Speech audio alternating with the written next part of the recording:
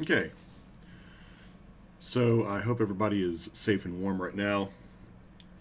Uh, I know I've had quite an interesting week with my power being out for about 4 days. So let's try to get back to some normalcy and get into some math. So, what we've been going over so far is mostly stuff like expressions. We haven't done a whole lot of equations, but we've mostly been doing expressions. And like we've said, expressions are where you have some kind of combination of numbers. Something like 2x plus 3. Okay? So we've got 2 times x and then we're adding 3. This is all fine and good. This is an expression, but it's also something else. This is a polynomial. So we have 2x and we have 3. And both of these are terms. You might be familiar with us talking about like terms when we're combining things. These are unlike terms. We can't actually put them together into a single term. You know, this is 2x's and this is just 3. It's a constant. So these can't actually be put together. They're separate. They're two different terms. And this is where we get polynomial from. So polynomial, if you think about the word, poly means many and nomial means number. So polynomial is where we have more than one number or more than one term. So in this case, this would be a binomial. Or we can have things like x squared plus 2x plus 7. Here, we've got 3 terms. We've got the x squared, we've got 2x, and we've got 7. This is a trinomial. Let's see, binomial, trinomial. You can probably figure that out. Bi means 2, and tri means 3. We can have all sorts of polynomials. We can also have something like 2y. This is a polynomial. It's only got one term. We've just got the 2y. But this is what we would call a monomial. So we've got monomial, binomial, trinomial. So 1 term, 2 term, 3 term. We can have 4 terms, 5 terms, 6 terms, however many terms. They're all polynomials. Let me clear this real quick.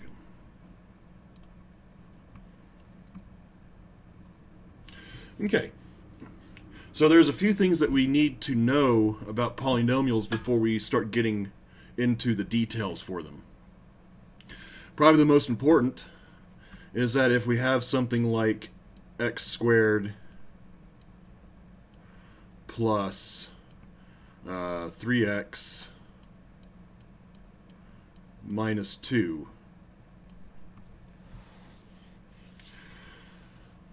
this has 2 characteristics that we want to always keep in mind. Those being the leading coefficient and the degree. So degree is we look at the exponents here. So we've been dealing with exponents, last week and the week before, I believe. So we've got a square on this x. On this one, we've got power 1. And this one's also power 1. Degree is looking for the highest power. So in this case, our degree would be 2. Now the leading coefficient, let's see, coefficient. Coefficient is like this 3 right here. It's the number in front of a variable. Leading coefficient is the number in front of the thing that has the degree. So like for this one, there's an imaginary 1, remember. So our degree, again, is 2. And then the coefficient that goes along with this term that has the degree is 1. So our leading coefficient is 1. Leading because when we write these things, we like to write them with descending exponents. So this is 2, 1, and then technically this is x to the 0 power. So 2, 1, 0. So this is literally, if we write this in order, so 2, 1, 0, the leading coefficient is the one that goes out in front. It's leading.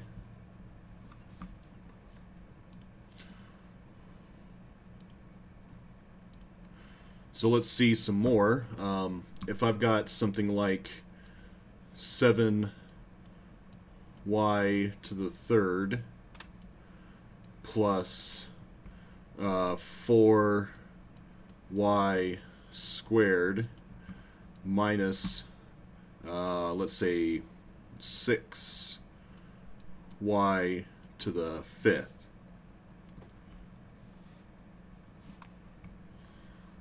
This one isn't written in order, but we can look for our degree and find our leading coefficient as well. So again, we look at the powers that we have here. So I've got power 3, power 2, and power 5. And again, I'm looking for the one that is the biggest power. So that'd be 5 in this case. Okay, so that means that our degree is 5. And again, the leading coefficient is the number out in front of the term that has that degree. So we look at the front of this term and we have 6, negative 6. So our degree again is 5 and our leading coefficient is negative 6. Because if we wrote this in order, we would have negative 6y to the fifth plus 7y to the third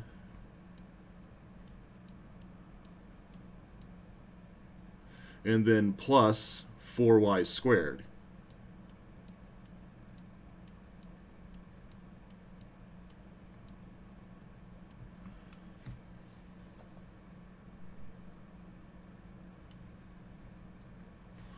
Okay, so again, degree and leading coefficient. Degree is the largest power.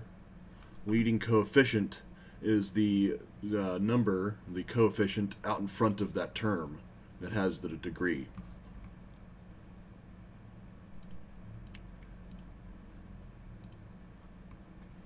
Okay. Now, those will become very important as we start working with more complicated polynomials, but I want to start with some really simple polynomials because there's a skill that's very useful when we're working with polynomials, and that is factoring. So I'll give us a pretty simple one, 2x plus 4. Okay, so this is a binomial, and if we look at both of the terms, let's see, we've got 2x and 4. Now again, if we look at the terms, we've got 2 and 4. 2 and 4 both share a common factor. In other words, they can both be divided by a certain number. That number being that they can both be divided by 2. So we can divide that 2 out of it.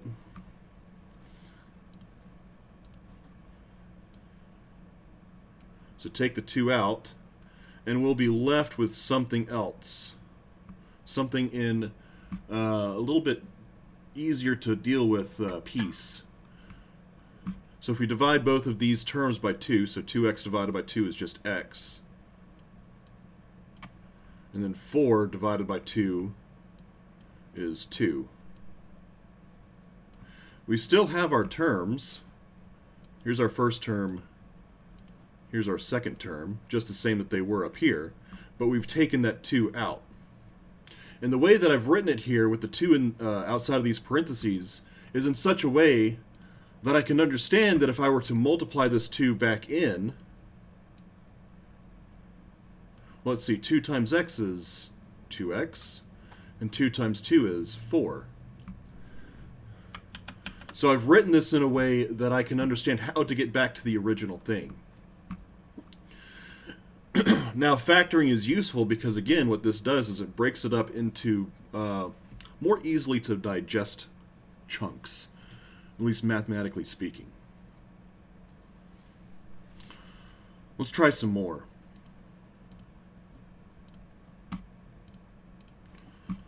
Let's say I've got 7x plus 14.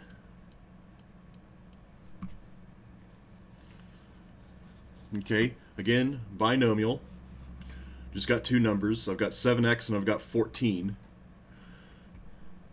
So is there anything that I can do to factor these? Yeah. 7 and 14 can both be divided by 7. So I can go ahead and take that 7 out. That leaves us with x here. 14 divided by 7 is 2. So we've got x plus 2 multiplied by 7 will get us to this original thing.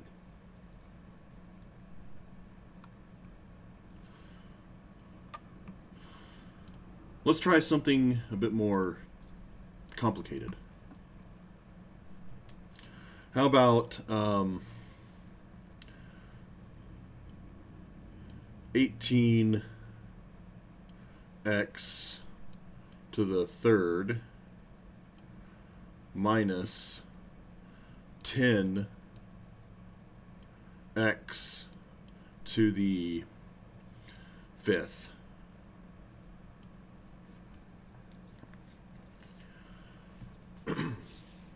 Okay, for this one, there's actually two things that we can divide both of these terms by. Again, let's identify those terms.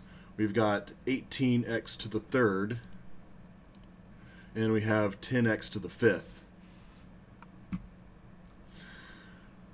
Now let's look at the coefficients first. I've got 18 and I've got 10. So 18 and 10 can both be divided by 2.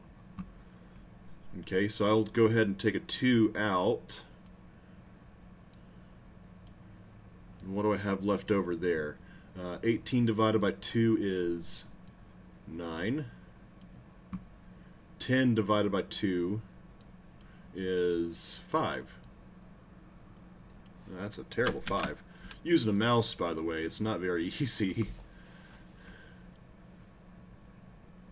Okay. So again, the coefficients had 2 in common. They could both be divided by 2. So I went ahead and divided that 2 out, and what's left over is 9 and negative 5. But the x's actually also share common factors. Remember that this represents x times x times x. This is the same thing, just 5 times. So they share a certain amount of x's that are multiplying. They share a certain amount of x's as factors. And the amount of x's that they share, this is a rule of thumb for you, is the smallest power between them. Now what that means is x to the fifth, that has 5 x's. X to the third only has 3 of them. So how much can I take out of both of them without going over? I can take 3 out. So I can take out 3 here.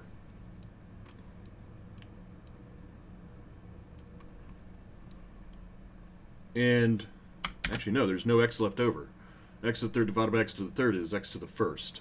Or, I'm sorry, x to the 0 power. So, 1. X to the fifth divided by x to the third. I'm able to take those x's out, and I'm left with x to the second. Let me give myself some room.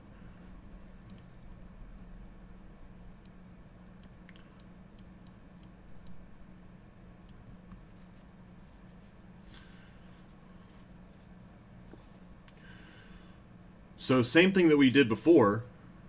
It's just not only do the coefficients have things in common, but the variables also have things in common. And again, if you want to find the common factor between two variables like this, like x to the third and x to the fifth, you look for the smallest power. So both of these have x to the third in common. We can divide x to the third out of them. And we get this for our factored form.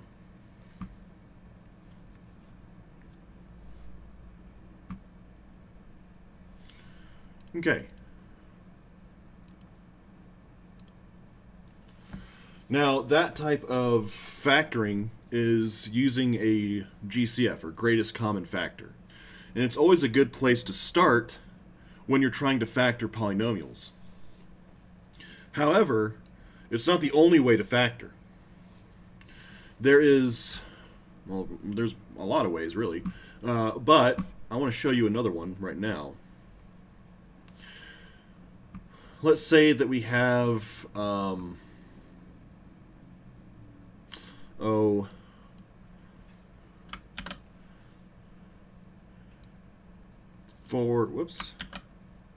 How do I get out of that?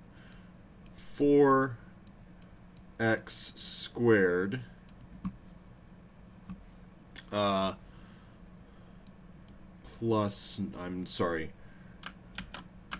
minus 9. Okay, so if we look at it right now, again, we have two terms. We've got 4x squared, and we've got negative 9. Well, they don't seem to have anything in common, so maybe they can't be factored. 4 and 9 don't have any common factors. I can't divide them both by something. And then this one has an x squared, but this one doesn't have any x's on it, so I can't factor any x's out. So is there another way? Yes. So imagine Mr. Mrzinski's already gone over this before. But this is what we would call a difference of squares. So if we look at each number in this polynomial, 4 is a perfect square of 2. X squared is a perfect square of x. 9 is a perfect square of 3. In other words, if I were to take the square root of each of these numbers, I would get 2, x, and 3. And lucky for us, this filters into a really nice little pre-made form. Again, take the square root of each of these numbers. So 4 is 2, x squared is x, 9 is 3. There's one factor, just drop that negative into there. The other factor is the same, 2x and 3,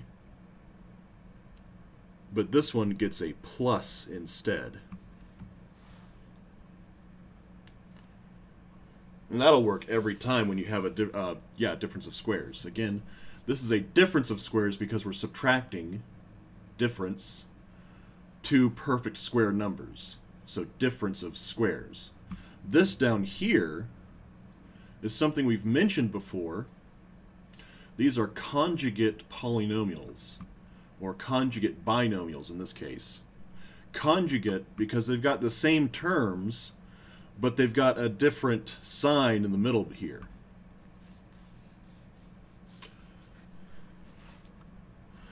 So if we factor a difference of squares, we get conjugate binomials. If we multiply conjugate binomials, we get a difference of squares. And we'll talk more about multiplying these later on, probably next week.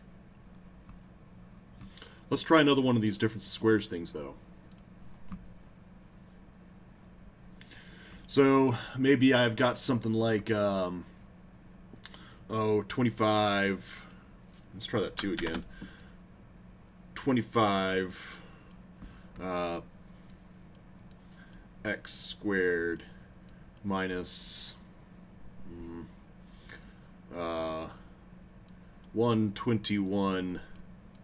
Yeah, that looks good.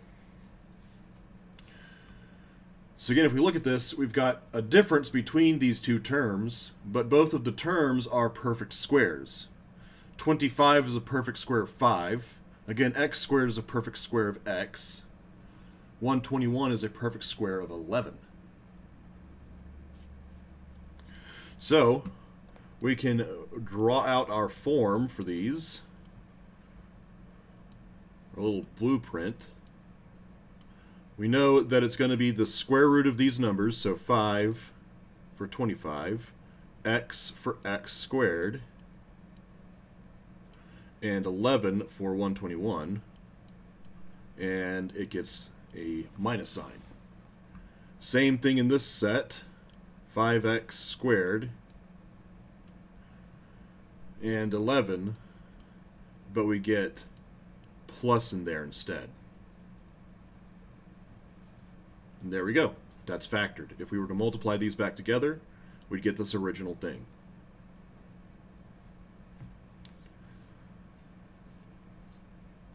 Okay. Now let me give y'all a tricky one.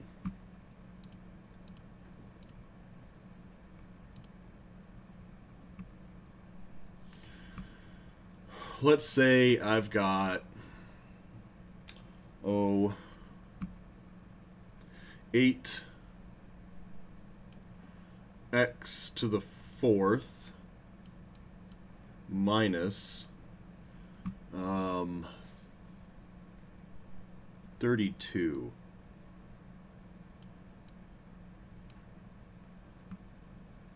And x squared, why not?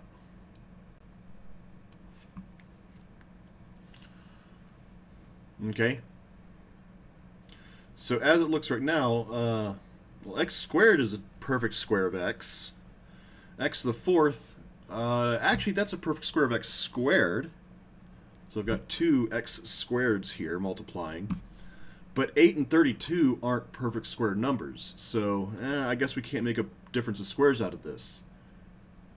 But remember what I said just a few minutes earlier. Greatest common factor method of factoring is always a good place to start. So if we look at both of these numbers, and in fact both of these variables, they have common factors. They have a GCF. So 8 and 32 can both be divided by 2. And then x to the 4th and x squared, well again the smallest power is the one we can take out. They both have x squared in common. So if we factor 2x squared out of all of this,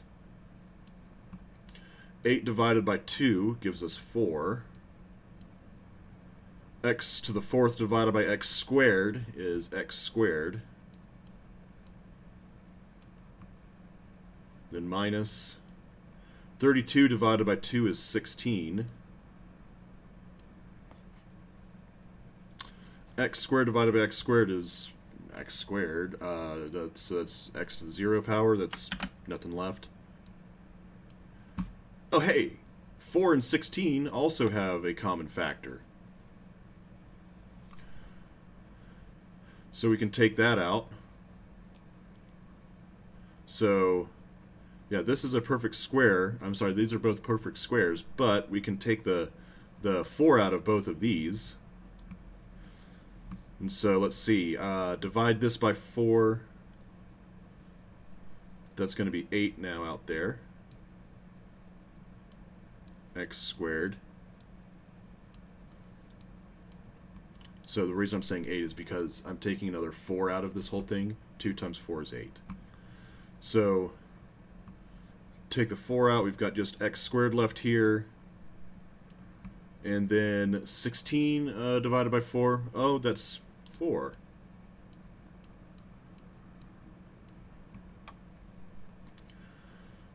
So what I'm left with is x squared minus 4. This is what we want to use our difference of squares on. The reason I didn't take the entire 8 out, if anybody's wondering, is because it's very common to get to this point right here and say, oh, I know what to do now. I'm just going to do my difference of squares on this. You're going to get a little bit kind of confused, because when you take the difference of squares and do your conjugates, you're going to get 2x minus 4. Well, both of those have a common factor. Well, where do you take the common factor out if you have two factors, you know? Rather than get into that, just make sure that you get all of your factors out.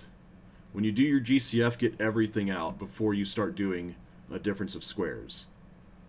So like if you see this, oh, hey, I still have common factors, go ahead and take them out. So now let's go ahead and do our conjugate binomials. Let's see, the square root of this thing is x. Square root of this is 2.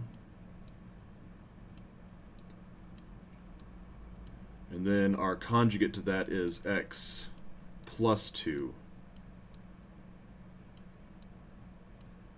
And then drop this down.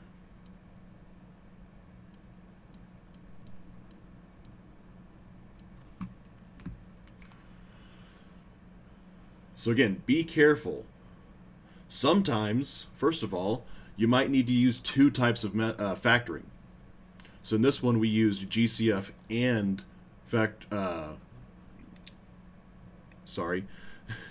we used GCF and the difference of squares. Not only that, though, make sure that when you do your GCF, you get everything.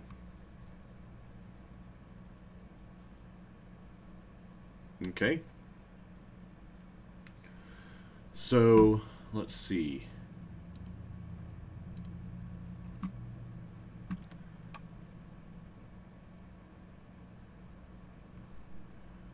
I think that will do it for today. I'd really like to continue instruction more in person, honestly. And this week has kind of been weird for everybody, so I don't want to overload everyone with a lot of stuff to go over. So hopefully Monday we'll be back in the classroom, and we'll continue on with this stuff. Other than that, I hope everybody, again, stays safe and warm, and I, again, will hope to see you on Monday. Have a good day.